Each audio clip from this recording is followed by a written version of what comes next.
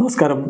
റാഫ്റ്റോക്ക് ഫുട്ബോളിലേക്ക് എവർക്കും സ്വാഗതം. മുഹമ്മദ് സലാഹ്ക്ക് നേരെ വലിയ വിമർശനങ്ങൾ ഈജിപ്തിൽ നിന്ന് വരുന്നുണ്ടായിരുന്നു. അവരുടെ മുൻ താരങ്ങളൊക്കെയും അവരിൽ പലരും സലാഹ്ക്കെതിരെ വിമർശനങ്ങളുമായിട്ടെത്തി.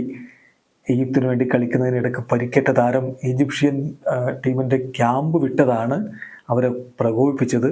ഈജിപ്ത് ആവട്ടെ ആഫ്കോണിൽ റൗണ്ട് ഓഫ് 16 മുന്നേറിയിട്ടുമുണ്ട്. ഈ ഒരു ഘട്ടത്തിൽ സലാഹയുടെ ആ ഒരു ലോയൽറ്റിയെ ചോദ്യം ചെയ്യുന്നവരാദ്യം സ്വന്തം ലോയൽറ്റി ഒന്ന് ചെക്ക് ചെയ്യുന്നത് നന്നായിരിക്കും. സലാഹയെ പോലെ ലോയലായിട്ടുള്ളൊരു ഈജിപ്തുകാരനെ താൻ കണ്ടിട്ടില്ല എന്നാണ് ഇപ്പോൾ ക്ലോപ്പ് അതിനോട് പ്രതികരിച്ചിരിക്കുന്നത്. ലിവർപൂളിൻ്റെ കോച്ച് പറയുന്നത് എങ്ങനെയാണ്: ആരെങ്കിലും റിയലി മോ സലാഹയുടെ ലോയൽറ്റിയെ ക്വസ്റ്റ്യൻ ചെയ്യുന്നുണ്ടെങ്കിൽ ഞാൻ വിചാരിക്കുന്നത് ആ പറയുന്നയാൾ സ്വന്തം ലോയൽറ്റി ഒന്ന് ചെക്ക് ചെയ്യുന്നതായിരിക്കും നല്ലത്. മോ Salah is the most loyal Egyptian I have ever met in my life. എൻ്റെ ജീവിതത്തിൽ ഞാൻ കണ്ട ഏറ്റവും ലോയലായിട്ടുള്ള ഈജിപ്തുകാരൻ അത് സലാഹയാണ് എന്നാണ് ഇപ്പോൾ ക്ലോപ്പിൻ്റെ വാക്കുകൾ. എന്തായാലും സലാഹ്ക്ക് പരിക്ക് പറ്റി, ഇപ്പം അവരുടെ സ്ക്വാഡിൽ നിന്ന് പുറത്താണ്.